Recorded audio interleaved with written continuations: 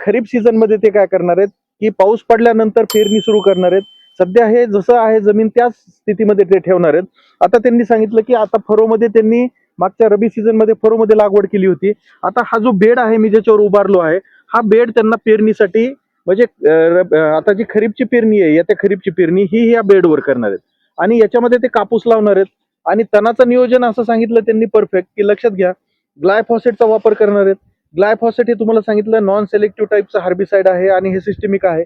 त्याच्यामुळं हे प्रत्येक हिरवं जे जिवंत झाड असणार आहे त्याला ते मारून टाकणार आहे.